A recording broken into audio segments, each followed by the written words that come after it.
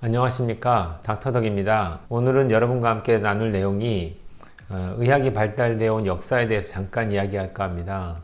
갑자기 뜬금없이 왜 역사를 얘기하냐 하면은 현재 의료 시스템이 가고 있는 방향과 그 역사가 처음에 태동됐던 것들을 같이 생각해 보시면은 그게 이해가 되거든요. 그래서 미국에서 넘어온 서양 의학이 이제 의학인데요. 그 서양 의학이 처음에 태동될 때 미국의 각 주마다 의대를 세웠습니다. 그 의대를 세운 그 센터는 카네기하고 록펠러 재단이 세웠고요. 처음에는 각 주마다 무료로 의대를 세워줬기 때문에 되게 자국민들은 되게 좋아했죠. 근데 의대를 세우면서 의사를 양산하는 교육을 실시함과 동시에 걔네들이 뒤에서 했던 작업이 두 가지가 있습니다. 첫 번째는 약을 만드는 제약회사를 만들었습니다. 두 번째는 의사가 배출돼서 약을 사용할 수 있게끔 만드는 시스템을 만들면서 주변에 다른 의학들이 있는데, 예를 들어서 대체의학이라든지 또는 허브 메디슨, 천연 자연 재료를 이용해서 환자를 치료하는, 지금으로 말하면 우리 한의학이죠. 그런 개념. 그 다음에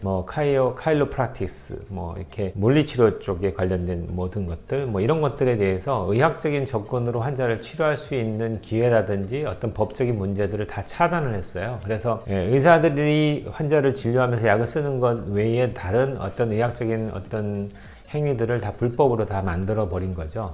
그거 왜 그렇게 했을까요? 그렇게 해야지만 환자들이 치료가 안 돼서 병원을 왔을 때 약을 쓸 수 있게끔 만든 겁니다, 시스템을. 그래서 보기에는 되게 훌륭한 일을 한 것처럼 보이죠. 의대를 세우고 의사를 양산을 해서 환자를 치료하게끔 해줬으니까. 근데 그렇게 하면서 의대 6년 동안에 배웠던 모든 내용들이라는 게, 어떻게 하면 환자를 진단한다면 어떤 약을 쓸까에 대한 것들을 주로 배웁니다. 그러다 보니까 우리들도 의대를 졸업하면서 나오면서 환자를 볼 때 제일 먼저 머릿속에 드는 거는 저 환자한테 무슨 약을 써야 되지? 이런 생각을 제일 먼저 갖게 됩니다. 저도 의사가 돼서 제일 먼저 환자를 봤던 그때가 기억나는데, 거의 어떤 약에 대한 공부만 열심히 했던 것 같아요. 그런데 나중에 약을 써보니까 35,000가지 약 중에서 항생제와 항진균제 몇 가지 균을 죽이는 약을 제외한 대부분의 34,000가지가 넘는 대부분, 거의 99%가 가까이 되죠.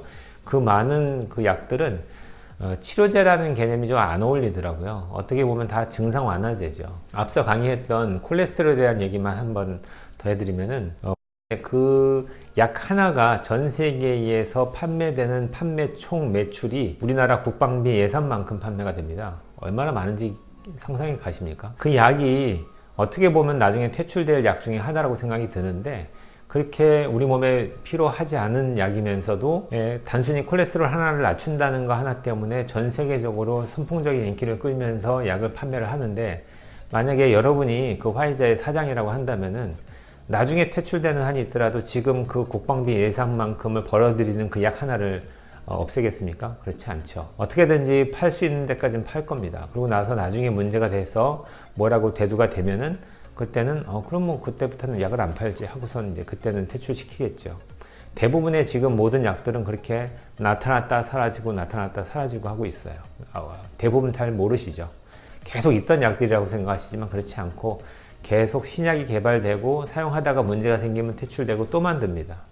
그렇게 모든 산업은 제약사 산업을 위주로 다 돌아가게끔 만들어져 있습니다. 지금 우리나라도 마찬가지고요. 그렇기 때문에 병원에 가시면은 대부분의 선생님들이 제일 먼저 환자의 증상에 맞춰서 약을 처방하게 되죠. 근데 저는 증상에 맞는 약을 필요할 땐 쓰지만, 그걸 갖다가 환자를 치료한다는 개념으로 쓴다는 거는 앞뒤가 안 맞는 얘기죠. 치료약은 없거든요. 대부분 다 증상 완화제로 만든 것 뿐이니까요. 여러분들이 잘 판단하셔서, 근본적인 거는 약을 먹지 않고도 여러분들의 기본적인 면역으로 그 모든 것들을 치료할 수 있는 몸 상태를 만들려고 노력하셔야 돼요. 그게 가능하거든요. 근데 문제는 그 노력을 안 하신다는 게 문제가 있는 거죠. 저와 함께 이런 여러 가지 이제 기능의학적인 공부, 영양학적인 공부를 하시면서 좀 더 많은 것들을 여러분들이 다 배우신 후에 의사의 도움 없이도, 약의 도움 없이도 여러분의 건강을 책임질 수 있게끔 잘 관리하셨으면 좋겠습니다.